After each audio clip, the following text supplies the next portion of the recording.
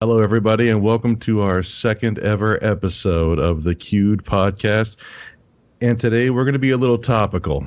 I know we like to cover the history, the ins and outs of technology, entertainment, and sometimes the modern era brings to us a few surprises as well, like last week's graphic cards. Well, this week, today, we are going to be talking about Apple computers, not just the 2020 announcement they made with the Watch 6 series and the new iPads and whatnot. But we're going to talk about when it was founded, how it came about, the people involved. And Nick, you're going to help me out and do that, right? Yeah. Hey, how's it going, man? Good. I don't think that we can consider either of ourselves like experts in the history of, at least not myself, of Apple, but it's definitely interesting. It's been an interesting 2 weeks just doing some bit of research on the company as a whole. 100%. 100%. Well, one of the reasons why it's actually interesting is because although people like to pick sides and say this is better than that, I'm better because I have this. No, I'm better because I use this. One's named after a pane of glass, and one's named after cats. People like to argue about those things. Why it's interesting though is because you start to learn how this ecosystem of technology, Xerox, Adobe, IBM, Microsoft, Apple computers, you start to see how in a certain sort of way they all influenced each other, and they all really led to innovations up to where we are now. Actually, let's start with this. When did you first hear Apple, or when did you first use an Apple computer? Yeah, so that's something that I kind of like struggled with a bit to pull back out of my memory because Apple and computers in general really didn't enter my life as predominantly as they did until I played games. Usually PCs and my relationship with them had a direct correlation with video games.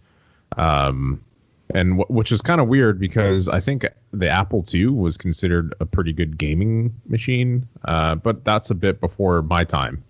So I think before mine too. Let's just clear that right now. Yeah, before our time. Okay. So I think that my first introduction to like using actual was Macintosh actually. Like I think my school actually had, like my elementary school had old Macintoshes that we used to play on. Like old, we're not talking like the G3 and G4, which my elementary school had. We're talking like about the big brick unit, like that was small CRT screen. I'm trying to, like, in my memory I remember playing like tanks and like other games that were similar like that on that particular machine, although I could be incorrect. I believe that was the first one that had a GUI and also like graphical user interface that had like games on it too.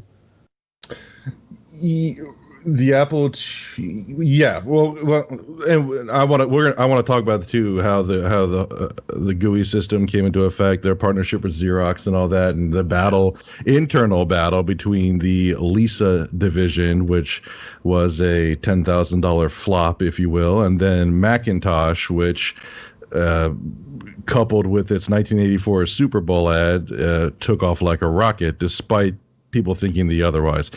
But I don't think you're far off with your childhood memory because I have a similar one. I remember going to the computer lab, and I remember we had to wait in line, and they had those little beige diskette cases, and they had like the plastic see-through panel on the top. Did you ever see anything like that? So those I definitely had in school after the fact. Yeah, we eventually in elementary school got those ones too. Yeah, so that's what I remember. I remember waiting in line and we had to pick whatever game or program. Well, actually, we had to bring a floppy disk from home because we had a typing program. And on that typing program, we had to save our progress. And it was, what was it? Lotus Typing? Does that sound familiar? I don't know. Go ahead. Oh, yeah, it does slightly sound familiar, but I was more of a Mavis Beacon.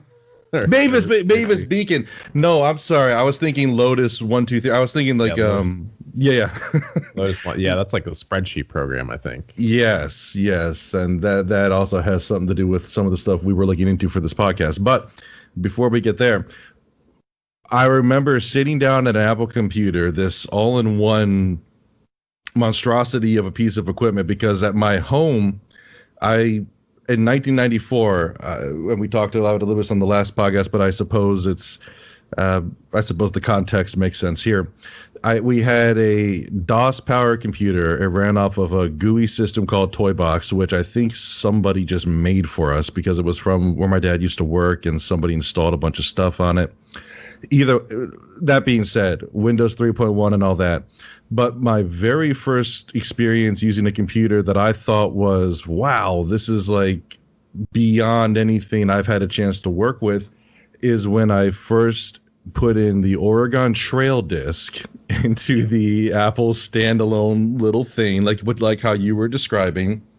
And from that point on forward, regardless of the love-hate relationship I've had with that company, and regardless of how I may feel or not feel about them now, it'd be incorrect for me to just make it sound like Apple did not play a pivotal part in my personal love and my personal enjoyment for personal computing, gaming, and really, if you think about it, Apple computers were the first computers I used to really start to master what we all need to do now. That's just simple typing. So, yeah, it goes way back for me. Yeah, but I definitely remember playing Oregon Trail on these machines too. Yeah, I mean, I remember my family died of dysentery consistently to the point where I actually now know exactly what that is. Go figure. Yep. Apple, not discrediting our personal experiences because they are quite important, but Apple goes back much, much farther than that, dating back to Steve Jobs' garage with originally 3 people, but the 2 people that everyone is most familiar with is going to be Steve Wozniak and Steve Jobs. And that was back after they met, what was it, in the 1970s, back in, it was a computer, like a hobby meetup, right? And, well, they met at Harvard, but they also met in California at this computer meetup. And that's where they both kind of saw what each other had to bring to the table. I think Steve Wozniak was using like a typewriter style to make a computer. So yeah, like that. Yeah, that's fairly accurate. So the book Woz is actually incredible. It lays out kind of the history of Steve Wozniak and all of these things that you're discussing. So back in the day, Steve Wozniak was considered what is called a phreaker, which is just like a phone freak. Which is somebody. It's kind of hilarious that all this stuff ties in together. But so a phone freak was somebody that could back in the day, the telephone company would charge you per minute. Well, you could make noises or build devices that would make particular noises or signals that would repeat into the phone, and that would give you free long distance calling or free unlimited time calling or something like that. I think in his book he also figured out ways to cross lines too somehow. He said, but anyways, that kind of pushed him forward into the direction of a community that were considered homebrewers.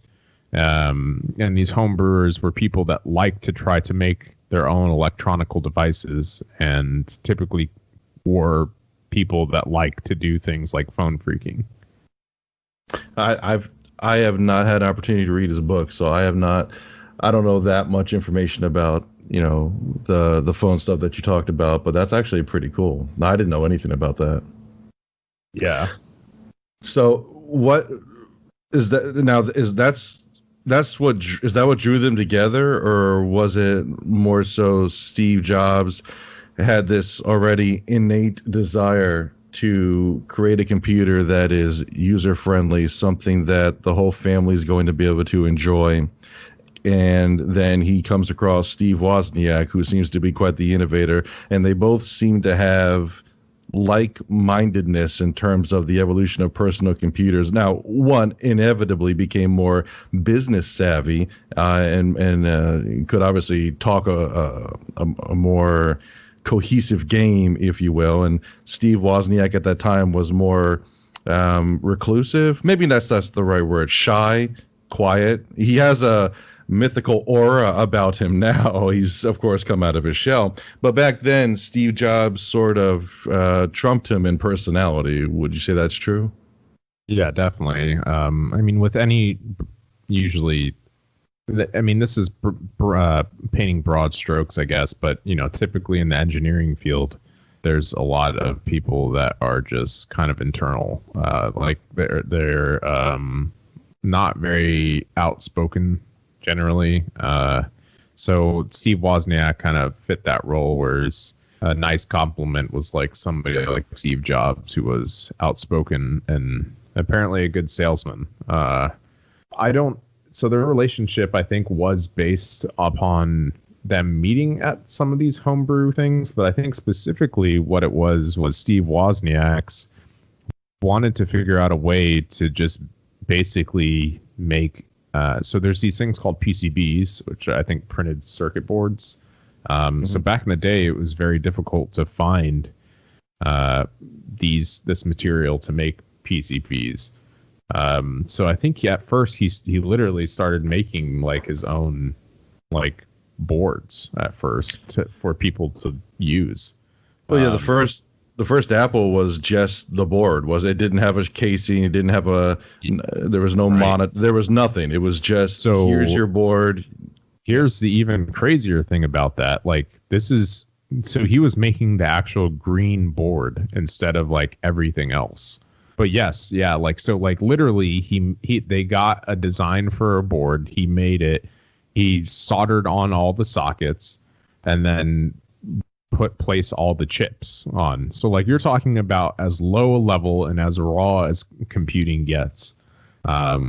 It's pretty inspirational for like an engineer to think about what Steve Wozniak and the team of engineers that he used accomplished to make the Apple One at the time he did was incredible. And that, comparative to what we have now, that was actually considered fairly user friendly. But that's only because computers of that era, they weren't designed to just go to your local big box store and you see 15 different brands, 25 different styles of chassis and monitors and keyboards. Back then, it was still very much a hobbyist's market. Engineers market, a programmer's market. However, the desire, or I guess the foresight, that was always brewing in the mind or minds of Steve Jobs and said associates, was that there was a opportunity here to not only breach the market of personal computing, but also there was an opportunity here for a conglomerate of a company as well. I mean, because not long after that, they started selling them with the chassis included, which people usually had to buy after the fact. And not to get too far ahead of ourselves, but by the time 1980 rolled along, the company was being publicly traded. So that's just a minute, very high level portion of what Apple had started with and continued to innovate, which led us to where we are today. Yeah, definitely. Also, like, to think about it, to your point, the Apple One was definitely more for hobbyists. Just as you stated, it didn't come with a case. It's just a board. Typically, the people that either if a specialized store purchased these boards from them and wanted to resell them, they'd have to fabricate their own case, which is kind of funny when you look at the cases that are available from a while ago. Like if you look on auctioning site or something, a lot of these cases are like made out of material that is not considerably it's not considered good for like board, like wood. It's like this dense material that's just not what you typically put a computer in. It's not breathable. It can get heat soaked. Yeah. So I think the big shift in gears for them was the Apple II, That's really what pushed the consumer market and showed kind of people that, hey, we can ship everything. Here's a monitor, here's a keyboard, here is the whole, like, here's the package that we can offer you.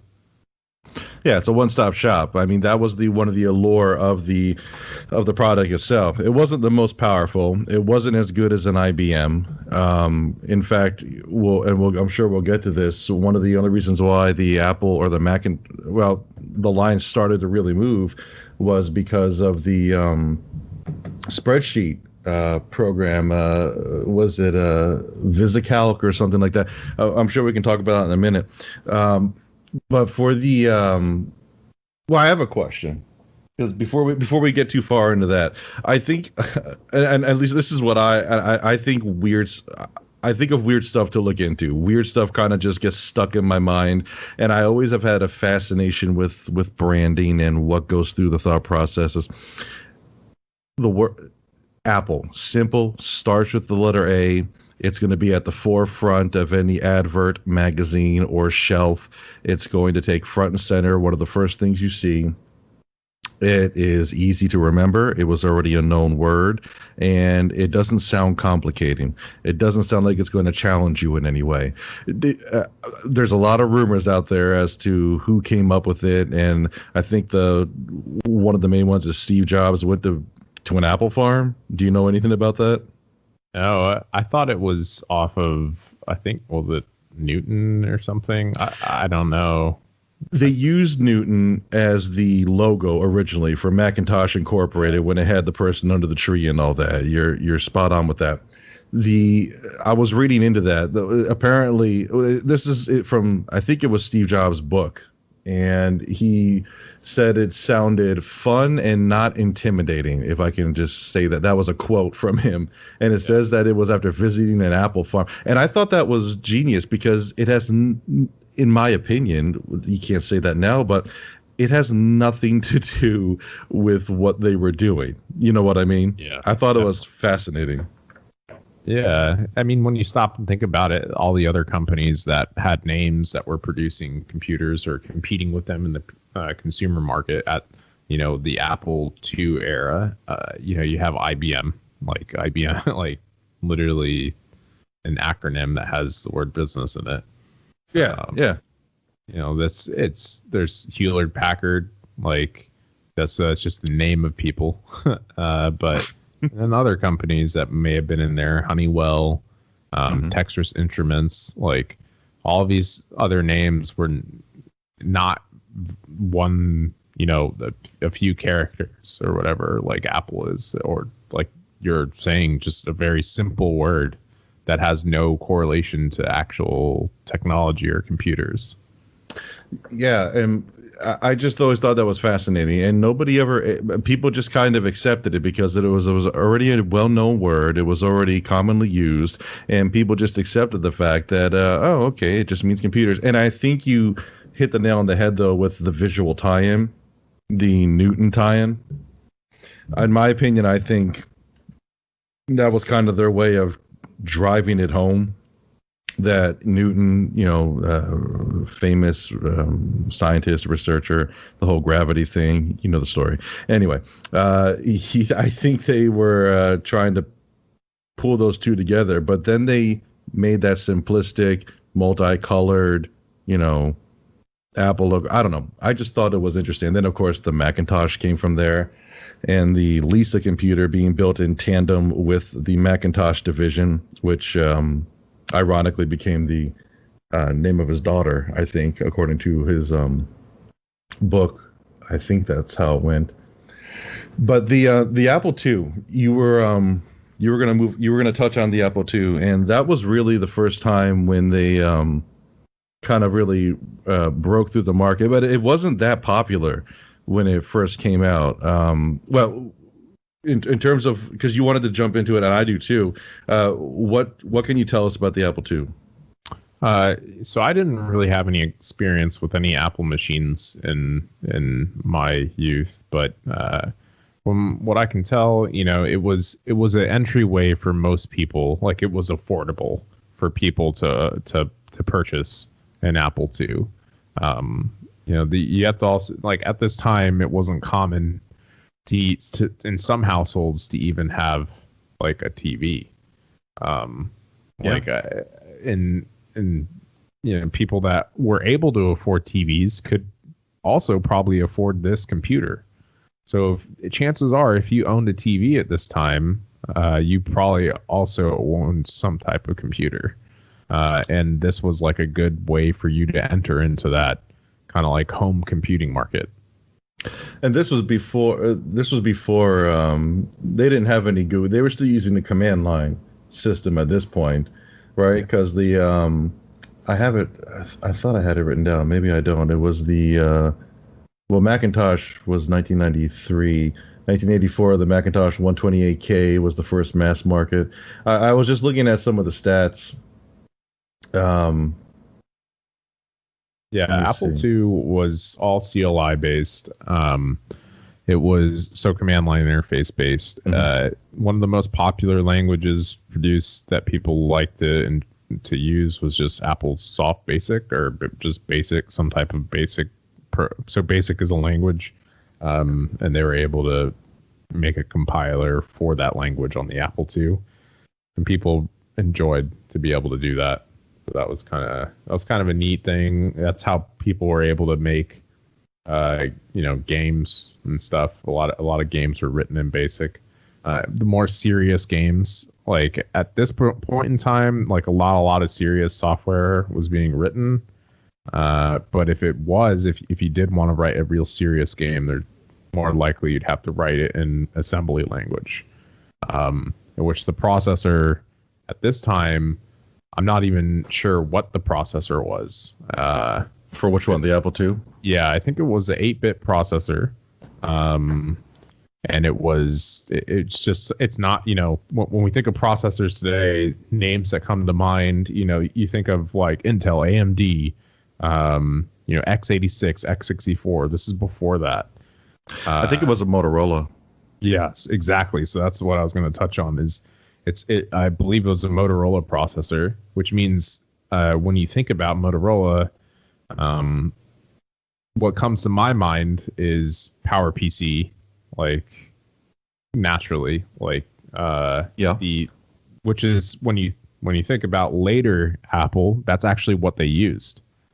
That's a 92 to 06. It lasted longer than I think what people realized. Yeah, and to normal people, the distinction between a PowerPC processor and a Intel processor is negligible, right? Like it's like, okay, today's standards, like, okay, well, I think of the same thing as like an ARM processor, what's in your phone, versus a CPU like an Intel processor. But the thing is like the way that these were produced were vastly different at this time. So you had at the time that this was probably produced, there's probably an Intel 80, not even the 8080, maybe just the 88 series or something.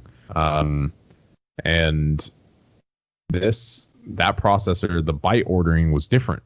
So like literally these computers were like incompatible with each other.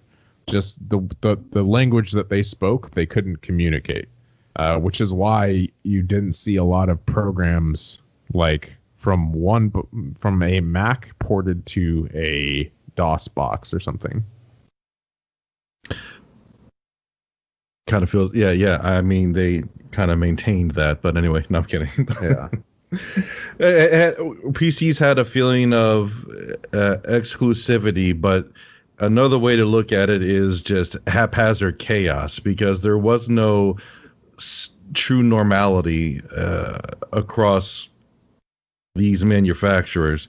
Like IBM, like for example, IBM was still the go-to computer. It was still the most massively purchased computer in Windows. Even when Windows 1 and 2 were out, it was still IBM. It wasn't until Windows 3 when it made the more revolutionary, easy-to-use graphic user interface, when it started to pull ahead of Apple, who had been dwindling at that point. But that's getting more into when Steve Jobs left.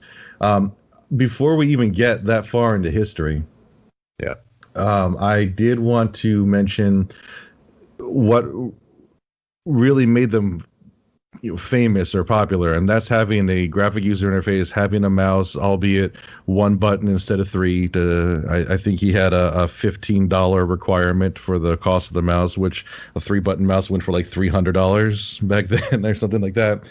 But well, actually, before I get to that, the Apple II, because you mentioned applications not being cross-platform.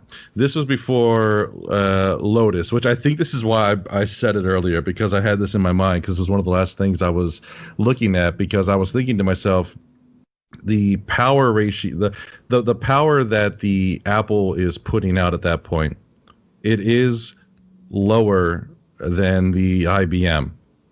So it's not. Yes, you can pay for the convenience and you can pay for the quality of the product. I think it had expansion ports. That one I know they did away and then brought them back, but I think back then you could still build onto it. But one of the things that didn't exist that really pushed sales for Apple was the spreadsheet. Do you have any? Well, it was called VisiCalc, and it was done by Dan Bricklin. I know you're from a programming aspect and all that. I was just wondering, did you ever have to learn about him, or do you know anything about him? No, not particularly. I know just that there were specific applications that really made it what it is. I mean, that's with any successful home PC at this particular point. VisiCalc is probably,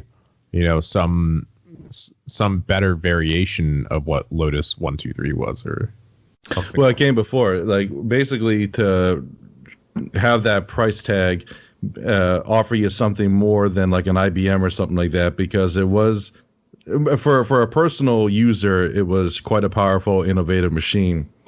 But for $1,300, it wasn't pumping out the same power, and that's when they got an exclusive right. I think it was exclusive.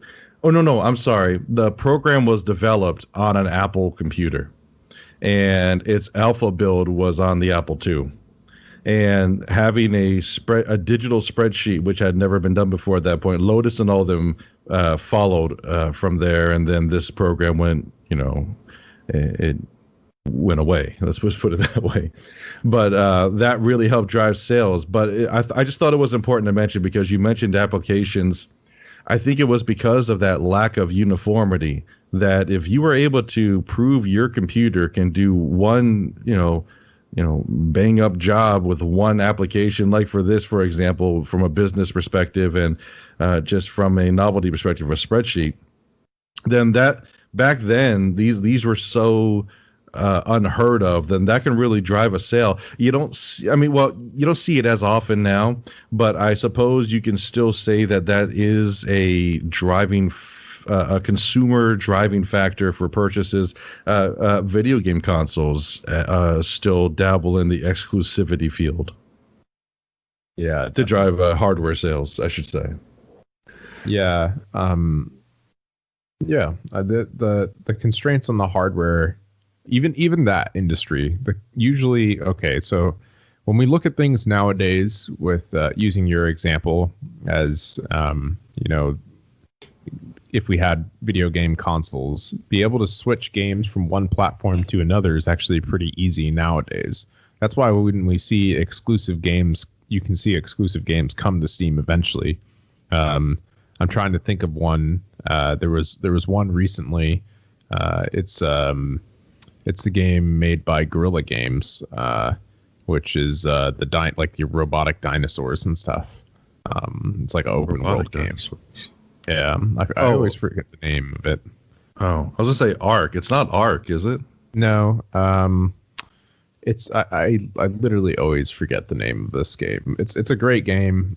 Sounds cool. I don't know. Honestly, you never talked to me about it, so I don't know what you're talking. Yeah. Oh. So Horizon Zero Dawn was just to go off on a tangent real quick. Horizon Zero Dawn was a exclusive game on, I think, the PS4, and now we see it on the PC. Now the reason why that's possible is because both of those are 64-bit x64 like Intel or AMD processors. So they have a specific standard that they meet, and that is what it is.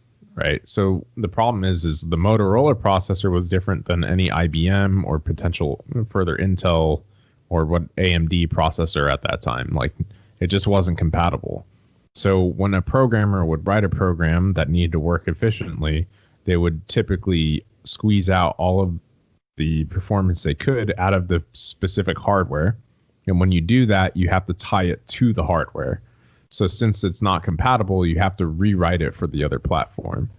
I mean, I don't want to get into the weeds here, but that's why you typically don't see those things happening, and especially around this era. Doom was a great example of that. Yeah, it can run on everything, but you have to have it has to be rebuilt for many of these platforms, because if it were a matter of just taking one program and saying that it can just be installed or run on anything, then you wouldn't have such a sharp deviation or a strong deviation of quality from the secondary releases, the Super Nintendo, the Sega Genesis, the Jaguar, the Sega Saturn, calculator. Basically, anywhere you can put it, it'll show up. But the point is that you have to have very different ways of developing the program, because it has to interact with a whole different set of parameters for that CPU, for whatever GPU, if they have one, depending on the hardware, to send the image. So it has such a varying factor. Can it be done? Yeah, of course it can be done. But I think back then, the point is that it was very difficult from the lack of uniformity. I mean, the market, going back to the whole hobby thing and all that, there was such a flooding of parts back then. It was an expensive thing to do, don't get me wrong, and there's more parts now than I would say there were, but there was a much more variation. There was less of a standard. So, for example, they were making their own logic boards, as you said.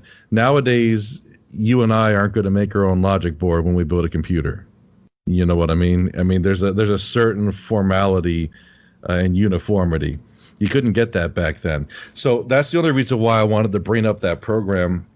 It just stood out to me, and I know we're talking about the history of Apple, but I think when I came across that, I became really interested in not only the history of Apple, but learning why we have a history that's so important to learn about with this company, and those little tiny stepping stones that, could make or break a product. I think knowing that it had that exclusive application on there was pretty cool. But you were, I think you mentioned this earlier, the graphic user interface.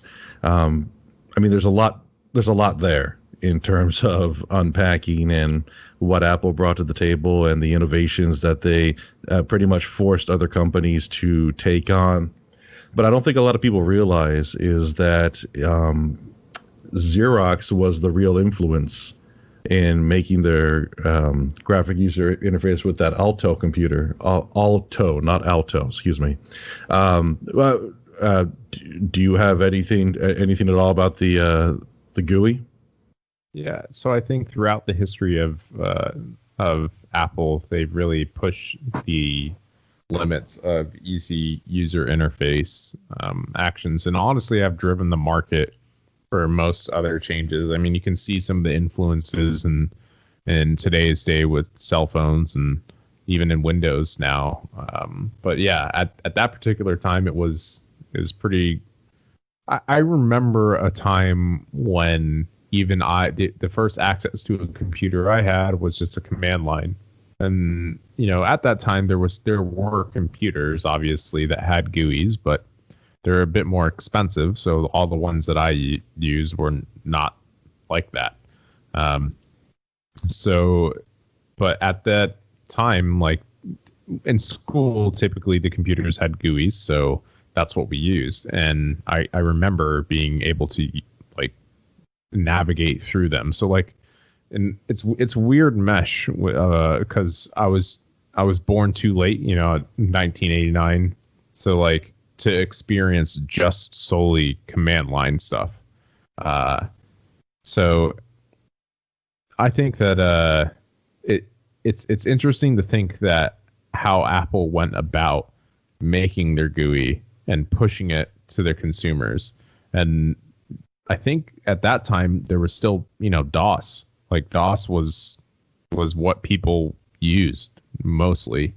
I think a lot of people didn't like, was it Windows 3.1 or and 3? Like it was, people did not enjoy that experience. I think no, I don't think Windows 3.1. Windows 3.0 was 93.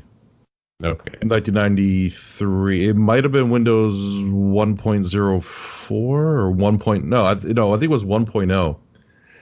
But no, I think DOS was still prevalent back then because the Apple Lisa.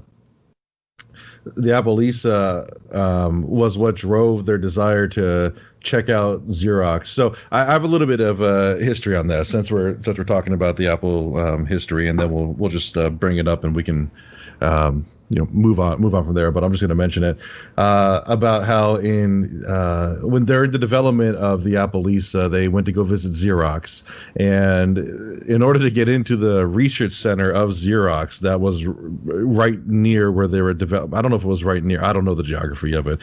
So that being said, onto the experience of them visiting, the way that they got in was that they offered 100,000 Apple shares at $10 a piece, which was what? It's over 700 million now or something like that is what that would be worth to Xerox. But when they got in there, they saw this cooler mini refrigerator sized computer, which was considered a home computer back then. It was under a desk in the corner. It had a vertical monitor that was plugged into it.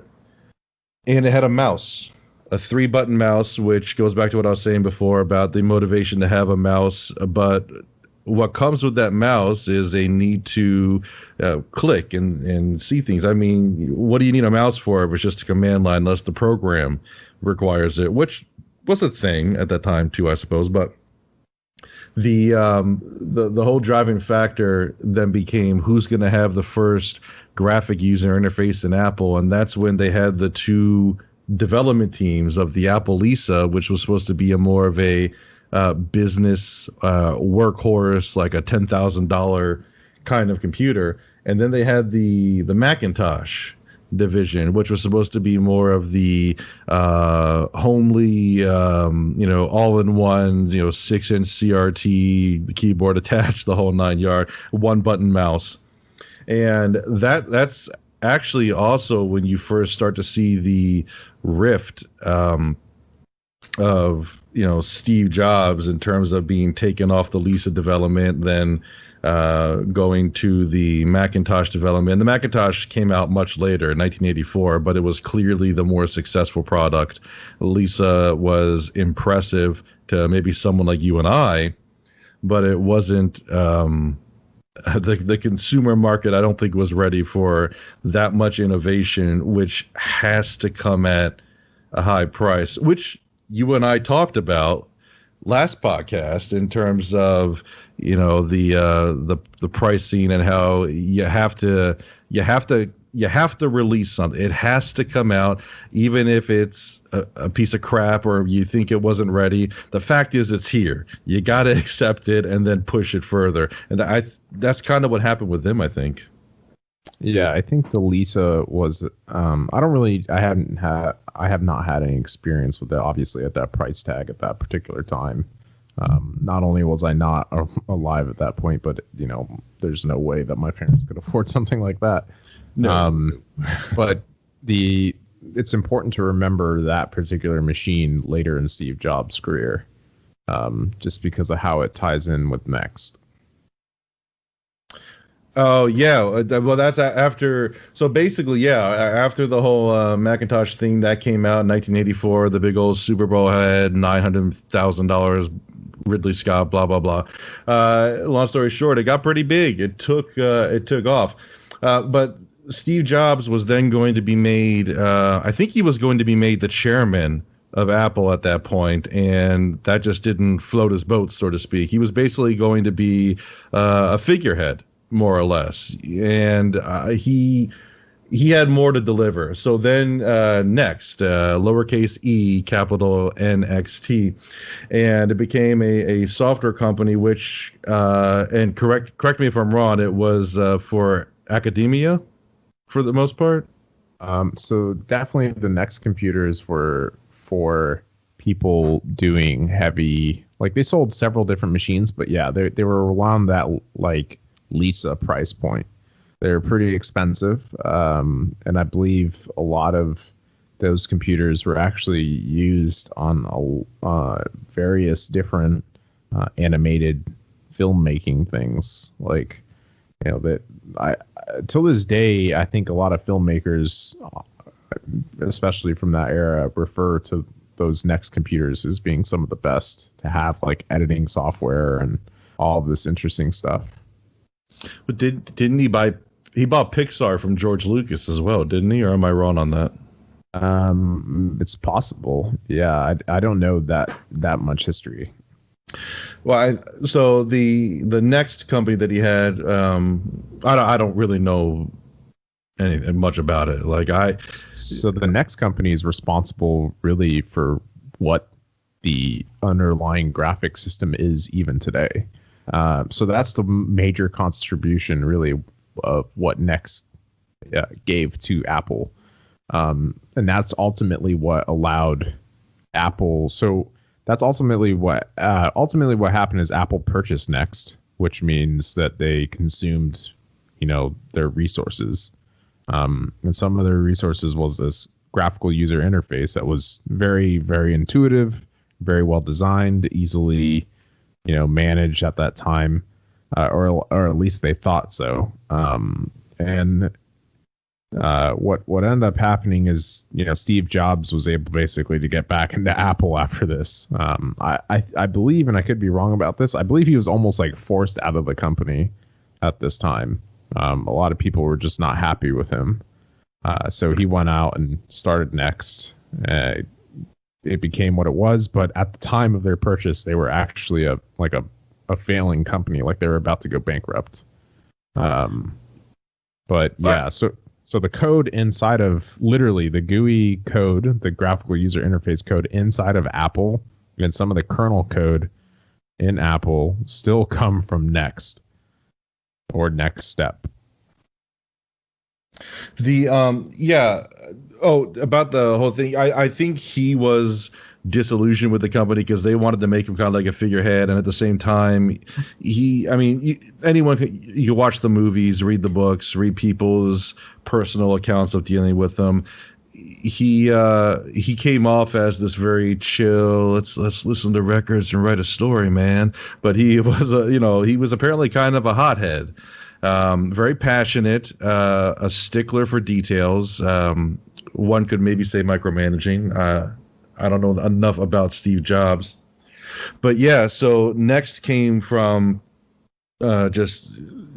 I think both sides were just not happy with where things were going, both in treatment and in market and in development. They continued to innovate when he left. I mean, Apple started producing computers that had the full color displays, and that's only because when Windows 3, going to where your point was earlier, could support 256 colors and all that. So that's when Windows really started to pull away from Apple. IBM was still selling better than Apple. So when Steve Jobs left, not only was Next heading towards bankruptcy, but Apple, I think a lot of people were writing it up as doomed to fail based on the direction they were going. But yeah, because that's the Mac OS.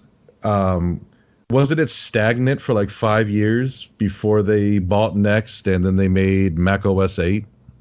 Yep. So that's exactly correct. The operating system really hadn't made major breakthroughs, but they saw these Next computers, and something's undeniable at that particular point in time is that their user interface was just better than most people's. The problem with the Next computers wasn't the computers, it was the price point and just not being able to make the hardware cheaper and there's just a lot of variables. You know, there at that time there wasn't people that were able to consume as much as they needed people to consume at that price point. But yes, like the biggest thing that Apple has done is purchase Next, and also just use, like I said, to this day, there's still Next code inside of the operating system. The way that it is intrinsically tied to the Apple ecosystem now, just as the way that DOS computer code is still intrinsically tied to Windows. You know, this is typically how these operating systems function. It's pretty interesting. What did Steve Jobs come back as? Like when the company was bought, he didn't jump right back into, hey, I own Apple now. He wasn't the CEO again until like the official CEO. I think he was an interim CEO until like the year 2000. Did he originally just come back as a developer, or when he and his team from Next, which ironically was made up of several key former Apple personnel anyway, but when Next was purchased and then they made iOS or Mac OS at that time 7.7, but they just they made it 8 instead, and then of course 9, 10, and we'll get there in a minute. But what did Steve Jobs come back as? I think he was just some type of consultant for Apple, and then, like you said, later was some type of interim CEO, and then eventually became CEO permanently. I mean, one thing's undeniable, that Steve Jobs, he may have not been a great engineer himself, but he was able to motivate people and engineers and squeeze some of the best work out of these people that they could achieve. Now, he may have not done it in the most kind ways, put it politely. Yeah. But, you know, it is something to be said that he did push people to innovate. Oh yeah, we could do a whole separate podcast on just Steve Jobs and his eccentric behavior, I guess. Yeah. Would that be a nice way of putting it? During all this time, one person, I guess, also personality, because he's kind of legend now. So between all this time, because in 1983, I think that's when Steve Wozniak ended up leaving Apple, or in the 80s. I don't know much about him. I think you might know more about him than I do. What did he end up going off and do? Because, you know, we know what Steve Jobs did, left, came back. We know what ended up happening with him. So I think he still did some consulting. It's been a while since I actually listened to the book, the audiobook. It was very good. It's called I Was. I think he did some consulting for them still, but he didn't do like day-to-day stuff for Apple. I don't think he was as intrigued with those projects anymore. However, at that particular point in time, I think he was pretty humbled with the amount of money that he made. And I'm sure that he went on to make other neat things, but to this, you know, current day and within the last probably few decades, he's really been pushing just STEM education in general for schools, like public education, especially just like how important it is to teach kids these things. I mean, yeah, I mean, to be honest, even living a above modest life, he could have lived off of his stock agreement alone, could he not have, from when Apple started? Yeah, probably a billionaire, I would say. I still think he collected, or he at least could have collected paychecks. I'm not exactly sure. Yeah. Now, going back to the go ahead. Oh no, you go ahead. I thought you said something. One thing, now we're getting into the part that you and I would have been, because we're not too far apart in age, but so we would have grown up probably seeing the same things in terms of weird 90s designs, shall we call them that. So in 90 between 93 and 95, I want to just recap that real quick. Those were the years when Steve Jobs was not part of the company, and yes, they were still innovating. They were making PCs with Sony Trinitron displays, which anyone that is near our age or grew up with TVs that weren't flat screens, Sony Trinitrons were a badass display. They had really good tubes in them. They could produce really solid color, and Apple had to deal with them. The problem with Apple, though, is that their operating system, their experience, their design, it became very static. That is until what, 98. Well, they had the Power PC, and that was from like 93 to 2006 or something like that. But again, those were badass computers, and they went for a lot of money, and some people may have experience using them. But what really started to stand out to people was, in my opinion, when I heard about the iMac. I remember using the I think it was like a G2 or G3. What was the one where it looked like it had handles? You know what I'm talking about, but it was a full tower. No, it was a full tower. Yeah, it had the loops at the top and the loops in the bottom, and it was that transparent plastic, and it had the white or like an off-white plastic with the stripes. Might have been the iMac. Well, the iMac was the one where it looked just like the CRT monitor, where it was like really underpowered. It's like that. It was that generation's. Oh, my phone doesn't have a headphone jack anymore, because that's when they took out the floppy disk. The iMac did not put a floppy disk in their computer. It was all optical, and it was mostly tailored to just consumer web surfing. It wasn't powerful at all, but it was eye catching. And well, what is now building to that point, were you at all enamored with when you started seeing these iMacs, and maybe you had one? I had one in elementary school. I think it was a G2 or G3, whatever they were called, the tower style I was just describing to you. Did they catch your eye at all? Yeah, I remember kind of exactly what you're talking about. Is like that bar that propped up the monitor, and then the transparency of the shell of the monitor, and it's just all in one unit too, which is different than at this time. It was like when you had a PC, there was a tower and there's a monitor, and then this Mac just kind of came with everything all inside of this just like one monitor looking device. A horrible mouse too. I had a friend that had one. It was the mouse was just like a puck. Yeah, exactly. Horrible. Yeah, it's a interesting design. I think the all-in-one PC iMac thing is useful. Obviously, there's some drawbacks for most people. Most people enjoy using. I'd say if you're not like very serious about computing and you just need to do daily tasks and stuff like that, that's an iMac is perfectly fine. I think it's a fine description, honestly. I mean, there's nothing wrong with that. If you just need something, I bet you. Well, I think it was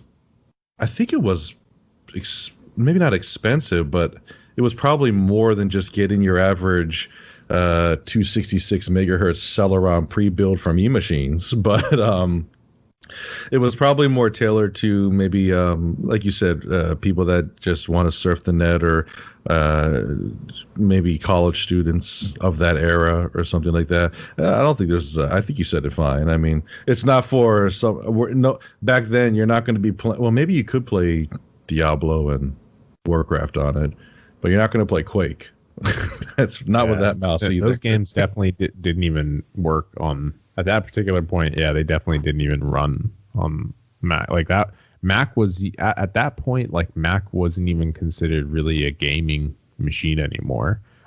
The interesting thing is I remember the clear distinction between correlating Macintoshes with games, and then all of a sudden games stop being produced for the most part, or like interesting games start moving over to DOS and then Windows, and like that's what games are about. And kind of this Mac thing, and honestly I started seeing them as I got older. I saw them being pulled away from schools too. Which is interesting. No, I know I did too. I remember them, clearing house on those and just putting in cheaper compact or no. What was that? It was the two-tone gray. It was like remember the HP, like the one HP computer that everyone saw at least once in their life. It was pretty much everywhere. That's what you started to see. In fact, the computers that are used in my well, they're making everyone work from home now, but they were all like the generic HP computers. But you're right. I mean, and for gaming, I forgot about that because it's not really like that anymore. Steam has its own dedicated Mac page, and Mac is more application friendly. But there was a time where it was if it didn't have the big now on Mac or now playable on Mac PC, they were still regulated to just a more maybe professional, I don't know, but a more black and white. This is what it's designed for versus the PC where it had many growth opportunities. But what wasn't one of the issues, and I might be wrong on this, so that's why I'm asking, wasn't one of the issues that Mac for a while didn't allow things like, I guess back then, Voodoo cards or ATI cards, but they didn't let or want those things in their computers? Wasn't that they didn't want you opening it? Yeah. So from a company that was pretty open with standards when it was first originated, we've kind of seen it form more into a rigid company where they didn't want you to be able to do certain things. So exactly what you said. So yeah, they didn't want, and the reason is, and it makes sense too when you just stop and think about this for like what it is. When you're purchasing a Mac, like the reason why they want you to not be able to change things is because they have some type of particular brand that they want you to associate with this thing. Like, when you buy an iMac, like you can't swap out graphics cards, or you can't expand, put another graphics card in here if there even is one in there. Because like this is our standard and this is what it is. So if you buy an iMac and I buy an iMac, like we're the same, but I think that and honestly, even to this day, that's kind of a bad standpoint. Like you can't just set hard limitations like that on your users. Like some people that are not into hardcore computing, I don't know a better term, or like I like video games or enthusiasts. Programming. Yeah, like enthusiasts. If you're not playing things, or if all you're doing is checking your email, surfing the web, doing Skype calls or whatever, like sure, get a MacBook Pro or whatever. Like those are fine. But like if you want to do like some serious stuff or play some serious games, you got to go to Windows. And you have to know at least how to swap out some components of your PC. They did start to excel in graphic and video editing, though, weren't they? Weren't they conversely used heavily in? And that's probably thanks to Next. And you said that was and still is an integral part of their operating system and their functionality. I think, Pixar. I think they make their movies on Apple computers versus like a Windows or a Linux PC right now.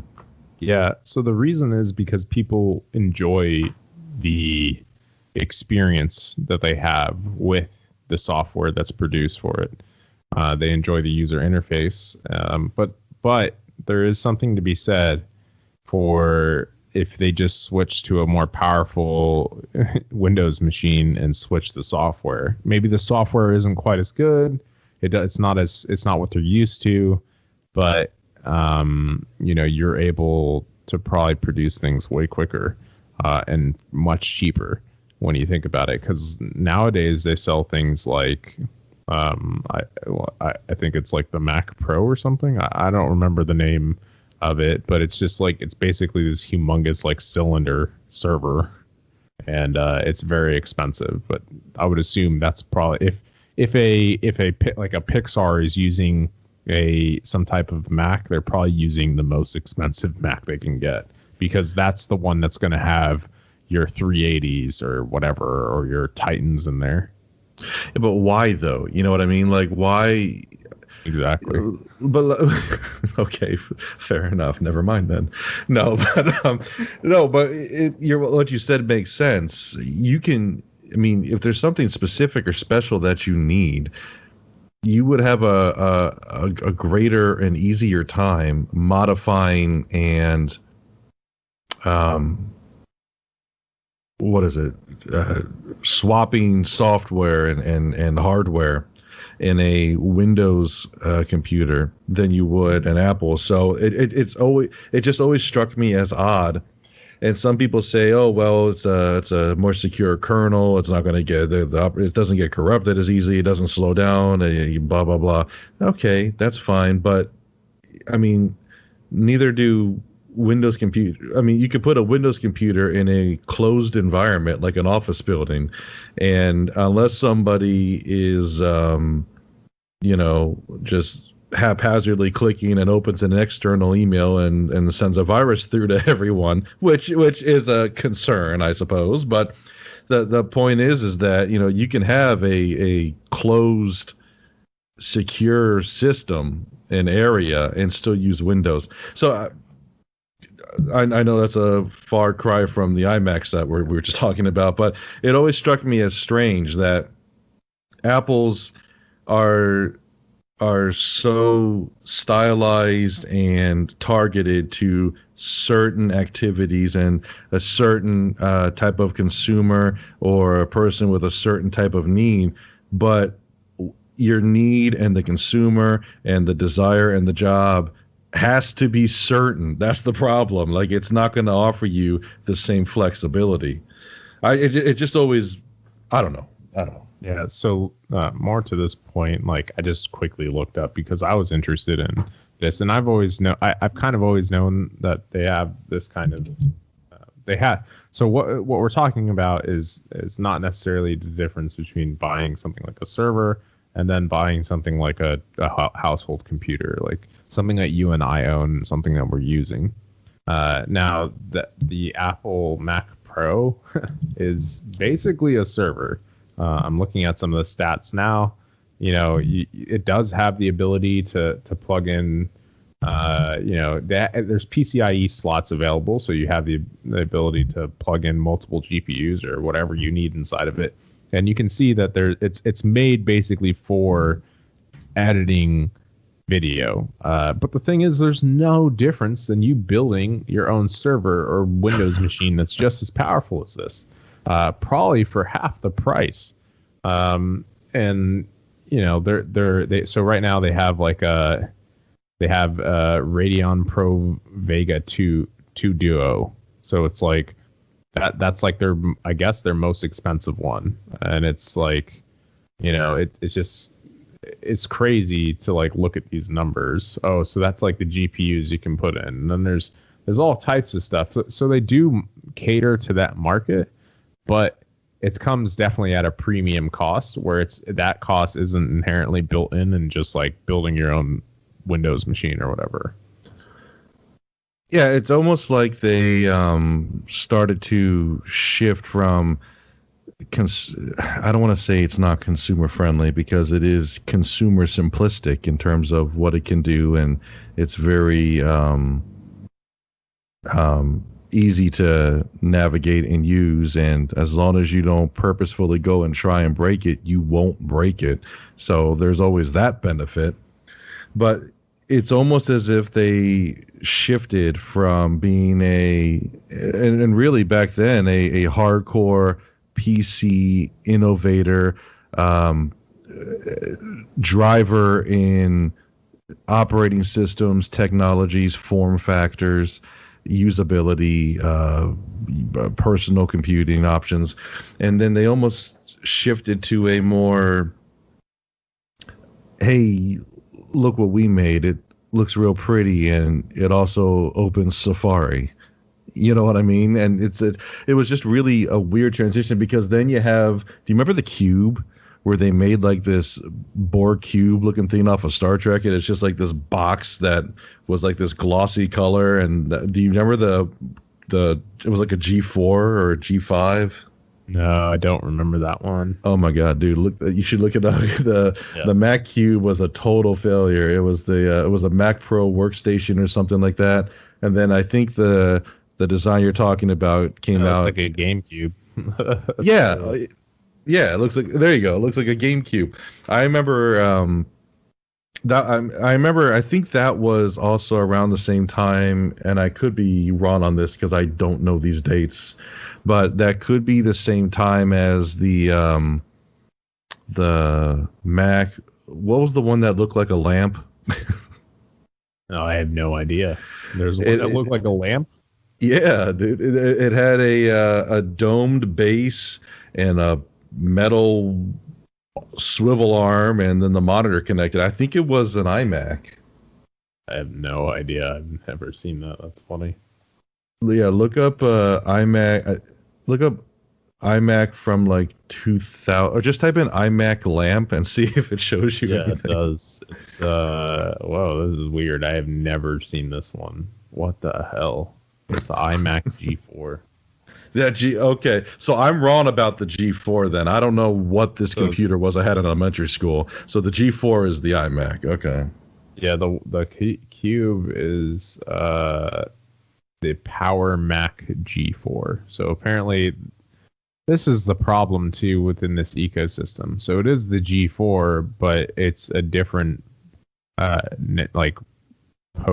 prefix name. So this is the Power Mac G4 Cube, and then the other one is the iMac G4. Well, they tend to do that, and not to. Well, yeah, we can bounce back and forth because these eras are kind of lining up. Because when you get to Mac OS 9 and then 10 then had like then they started calling their products cats. Yeah, the cheetah, the panther, the leopard, and lion. I think maybe mountain lion, but names? Yeah, they were all iOS 10s.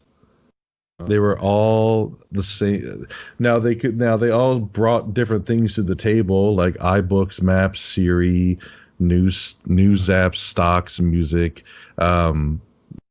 which that's, I guess, also where some of the jokes come in. I mean, it's like, well, Windows could do it all too, but Apple had this unique marketing ability, and they had this specific design goal, I guess, in mind, which I think is well, innovation and desires to make people's lives better and easy, I think, is without saying, which they are to be commended and respected for that.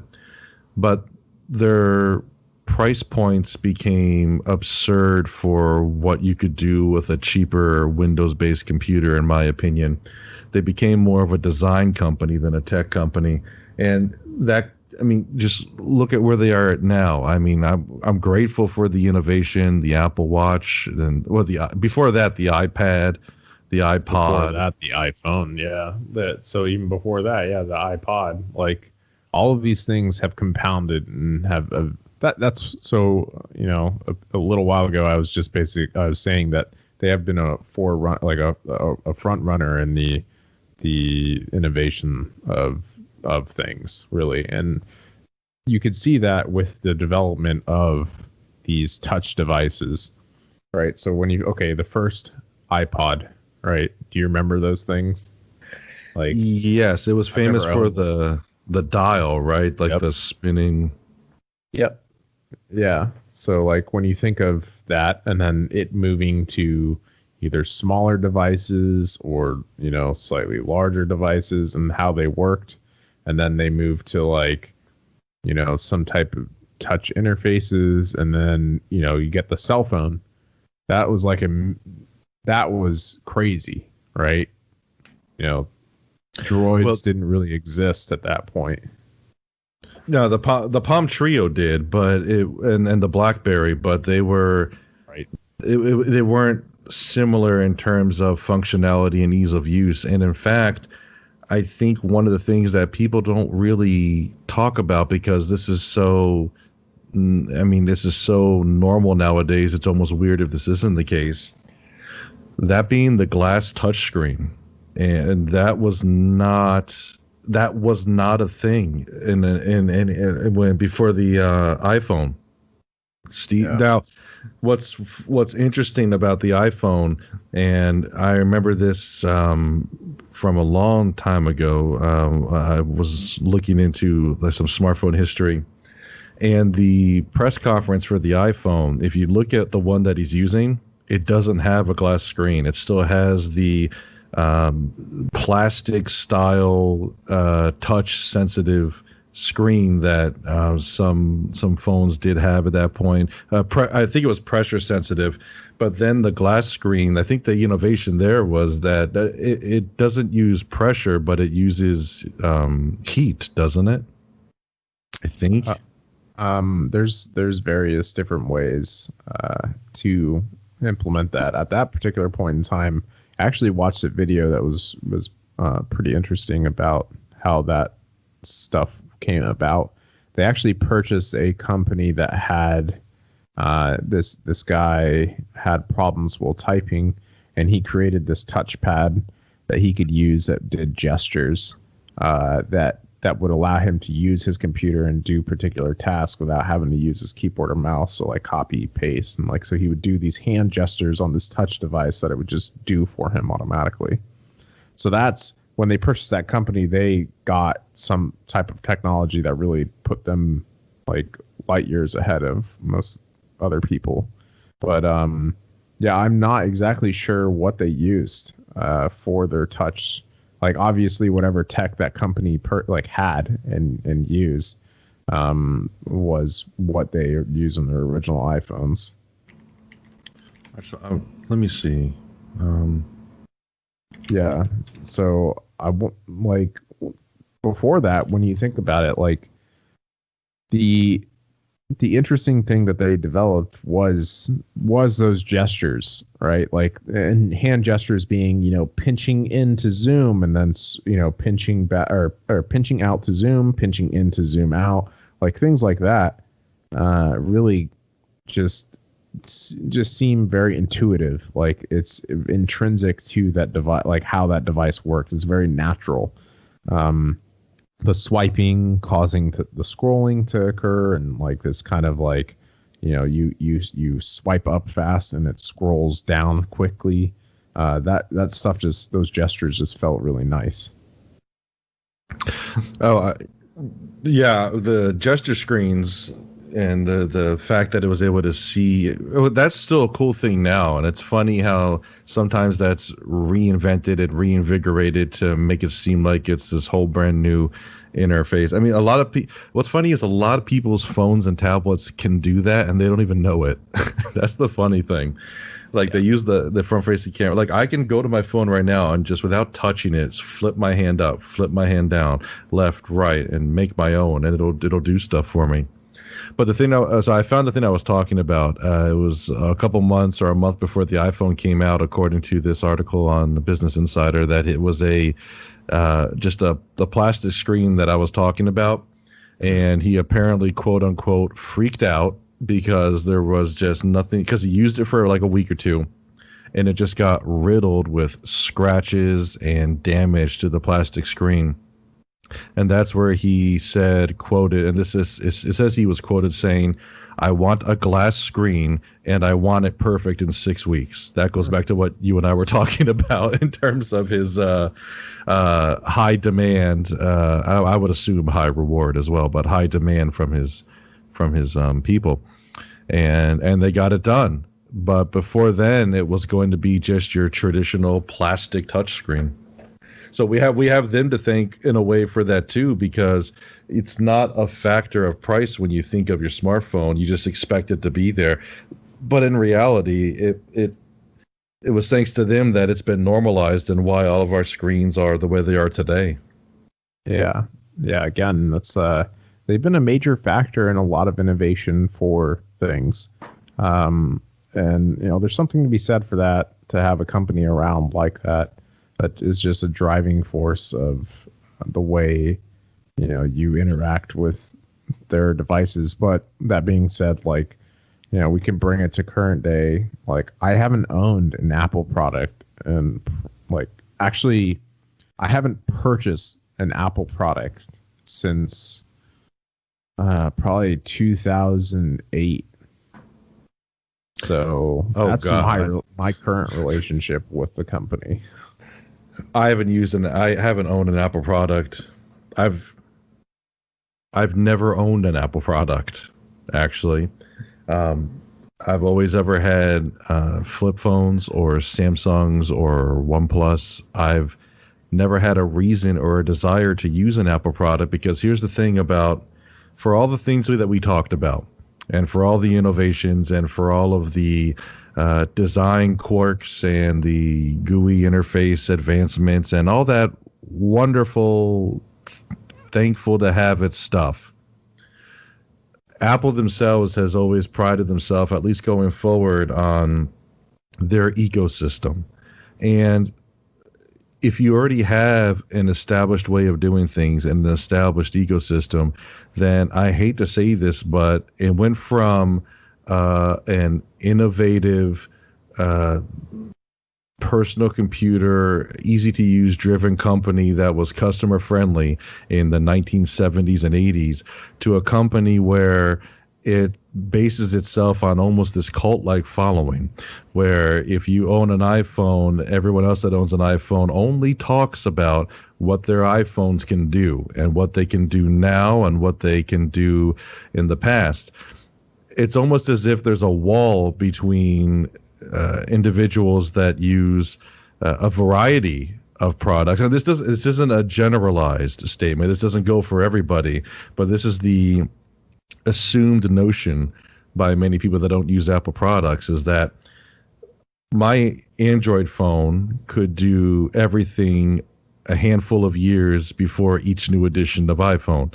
My Windows computer was able to do things a handful of generations before certain Apple products, so on and so forth. I had an MP3 player before the iPod was out, but the iPod, with respect to the MP3 player, that was still a time when I think that was a new enough and bold enough and exciting enough product with their audio codecs that okay, I'll give you that. That might have been worth owning if the barrier to entry wasn't so much higher.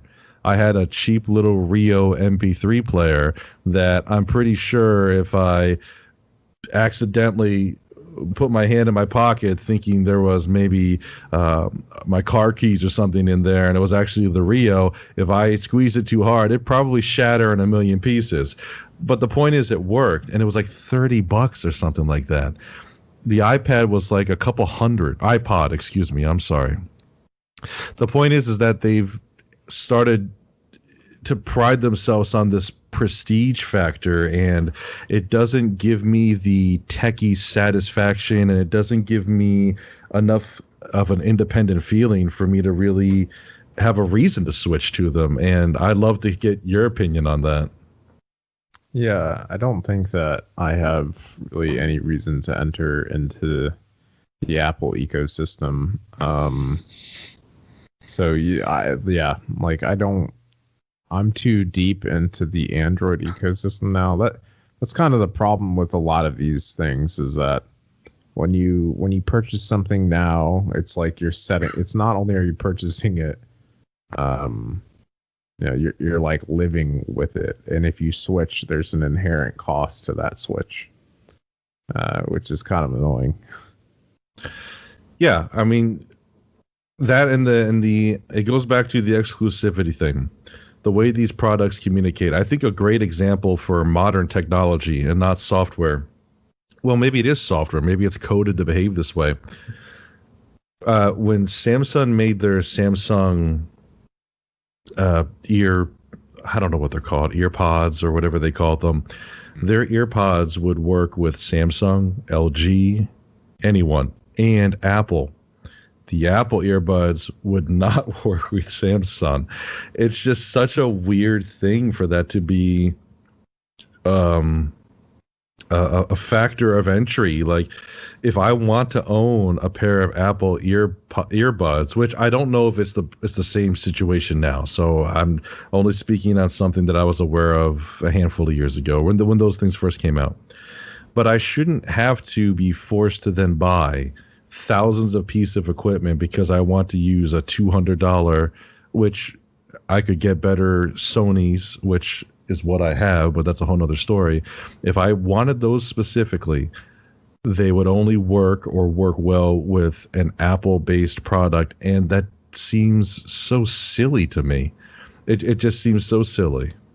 Yeah, there's a lot of weirdness that goes on nowadays. I mean, Apple has over the several decades that this company has been alive, it's just transformed quite significantly from what it was originally, I think. Just from a garage company with a bunch of people hacking things together to a company that enforces strict guidelines, or not even guidelines, just strict terms. I mean, a perfect example of this is the current dispute right now, which is going on with Epic Games. And honestly, I think Epic Games is in the right here. So if you don't know what I'm referring to, I'm talking about the exclusivity that developers have to face when they want to do in-application purchases. So Epic Games creates the Unreal Engine, and one of the most popular games right now, especially on iOS devices, is Fortnite. It's very popular with younger kids. And this game has in-application purchases, so you can spend real money to get transactional money inside of the game that you can then buy like items, or more like cosmetic items for your character or whatever. So the dispute is really Epic Games created a way to circumvent the 30% off the top that Apple takes using the Apple checkout, or whatever it's called. They allowed you to switch over and use their Epic Game Store payment. So since they did that, they were kicked off the platform. So that's pretty crazy. That's not, in my opinion, that's not a good sign. It's stupid. I mean, in my opinion, of Apple to do something like that. More power to Epic. If you can bypass them, yeah, good. Fuck them. I mean, come on, bypass it. Don't give them that 30%. Is, first of all, that's there's something to be talked about. It's a pretty big industry standard. Apple's not the only one taking 30% off the top from developers. There's also, Steam does that too. So it's not that they're that bad. They're following a standard that has been set. But the reality of the situation is that Apple created this device, but they shouldn't be solely in charge of all applications, right? So like if Epic Games wants to produce their own way to get on to to process payments on the store, fine, you can do that. Well, but if the argument is that Apple needs to generate money from these applications, okay, then charge them a hosting fee for their for you putting them on the application store. Like, there just has to be ways around this that both parties can be happy with, whether that's a lower percentage off the top or some type of fee. It should be a barrier to entry fee, and I'm not saying that is going to be the best thing for anyone, but if you're going to take X amount of dollars off the top, by the way, these applications, even without taking a percentage-based cut from the developers, these applications are still in their own way selling points for certain products. Hey, you want to play Fortnite? Guess what? It runs best on Apple. Hey, you want to play Candy Crush? Oh, it's most vibrant on Samsung.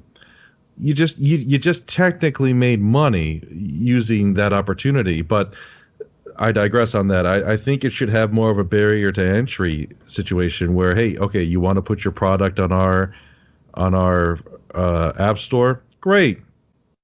This is how much it's going to cost to do business with us. This is our generic contract that we show everyone. Of course, we can talk about it and talk it over. Oh, you'd rather have a certain cut of your in-source sales go to us? Great. We have a different contract for that.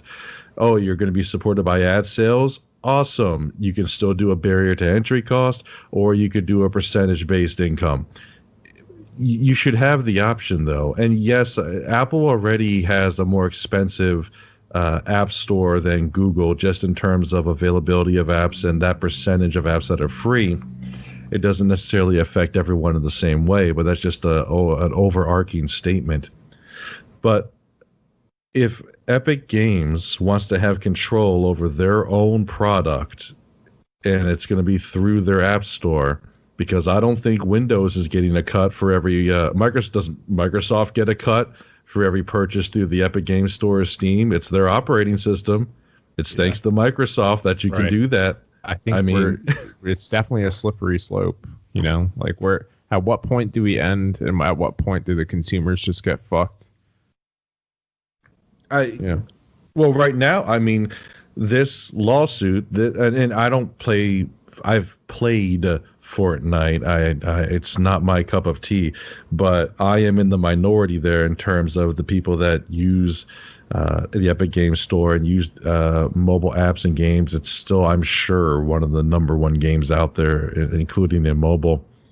But this hurts the consumer, and it's a form of greed, perhaps. It's an opportunity to revamp and redo your business style, but it's a bad look. It's a bad look for Apple.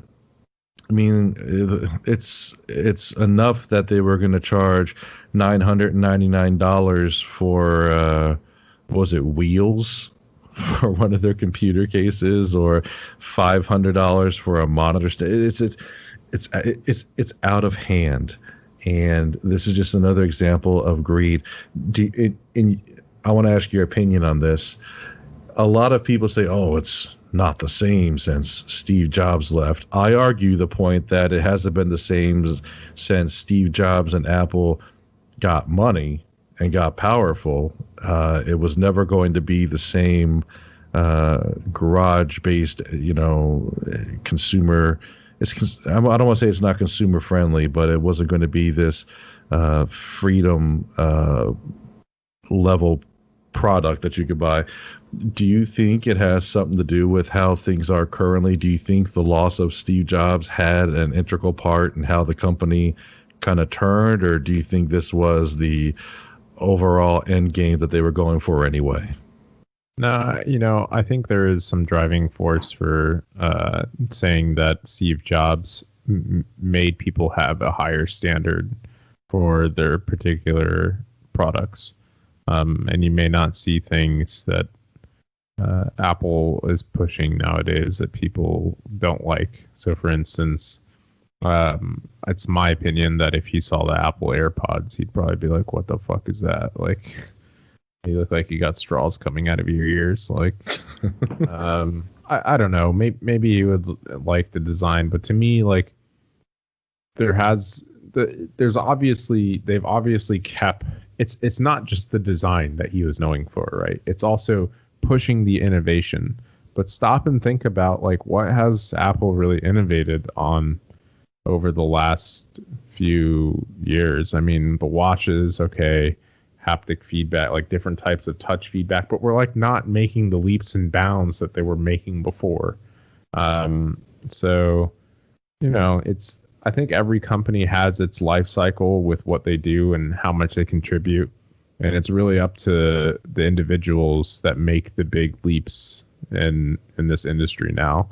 That's the big tech companies that come to mind that are still making incredibly innovative changes are, NVIDIA is still like making some pretty big innovations with their GPUs, just as we talked about last episode. SpaceX and Tesla, these companies are just, Tesla is literally talking about manufacturing their own GPUs because they don't want to use Intel or not Intel, NVIDIA GPUs anymore inside their cars, because that's like how their cars are like. That's like what their cars are using to do some of these like calculations for their autopilot systems. Really, with NVIDIA? I didn't know that. I believe so. Yeah. You know, or at least that's what they're using to produce the machine learning out, like not algorithms but like states. So I believe it's Tesla. Tesla. Let me look that up just in case. Well, I know. Talk about innovation. I think it's within the next 3 to 5 years. Tesla said they want to have a car that's just as good as their cars now for $25,000. I mean, you got to innovate with the battery. I mean, battery technology. It's amazing what we're doing with it, but battery technology, despite what people think, has not moved that much. The needle's not that. It's not pegged, but it's kind of getting there. They need to think of a new power cell of some kind for batteries.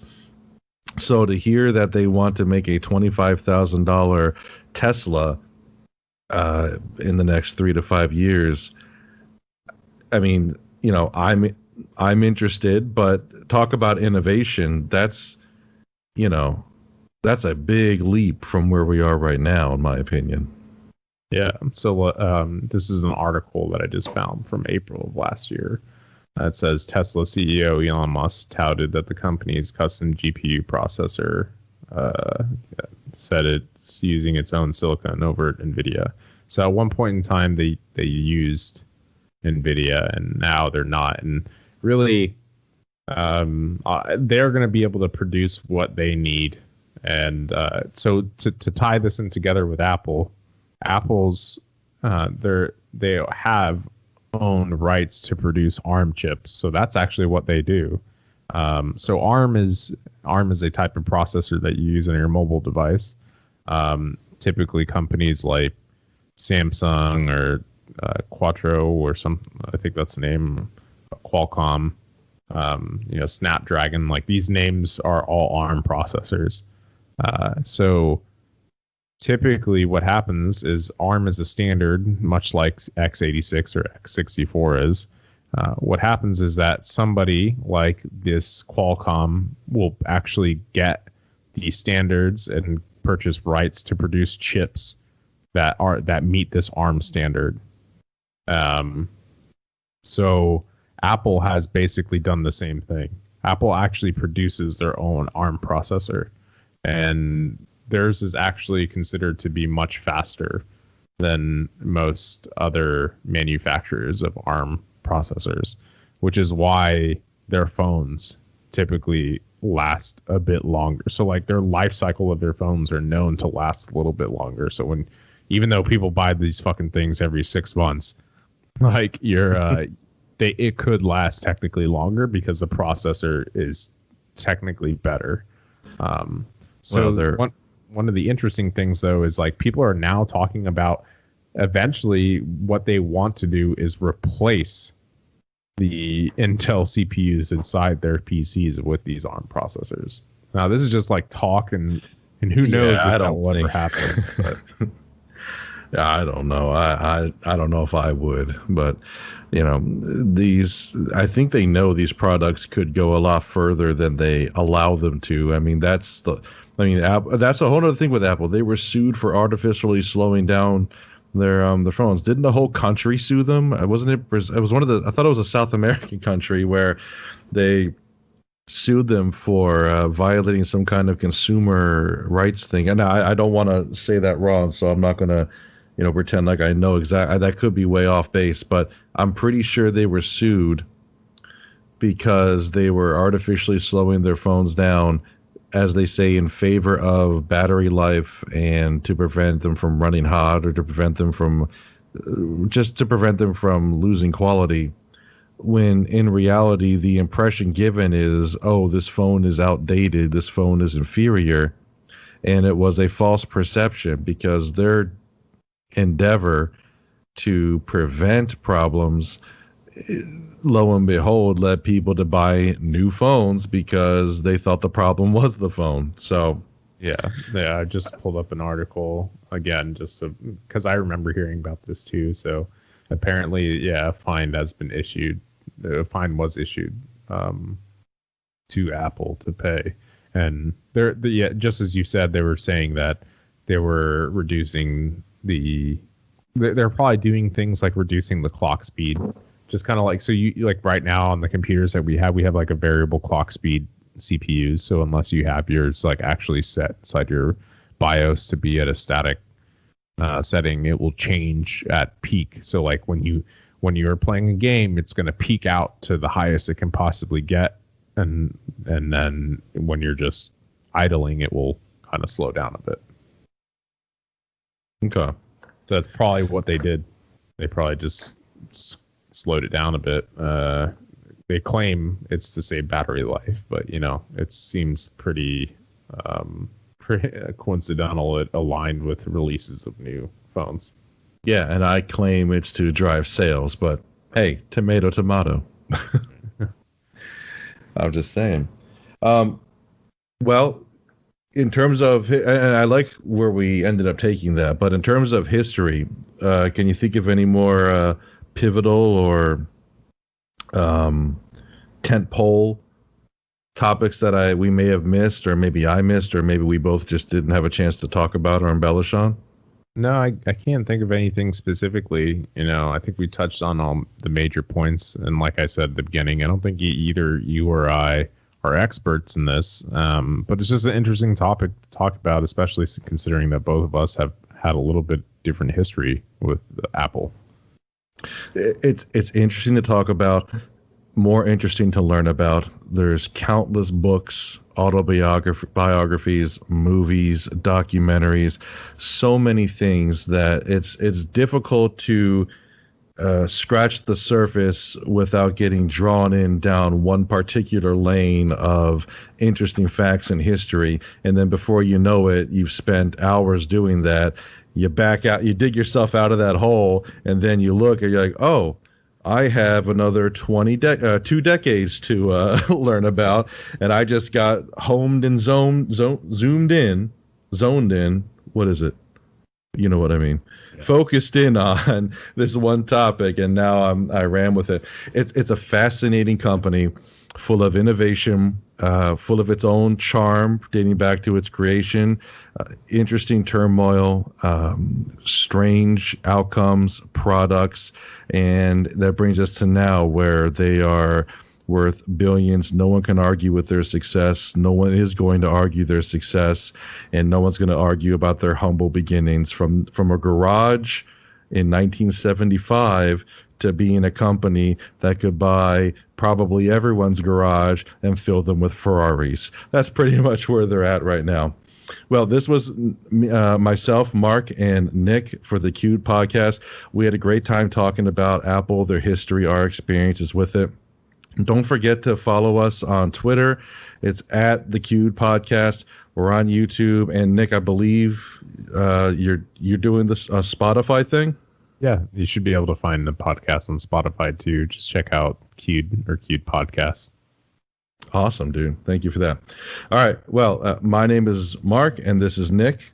Yep. And we are signing off. Y'all take care and stay healthy. Good one.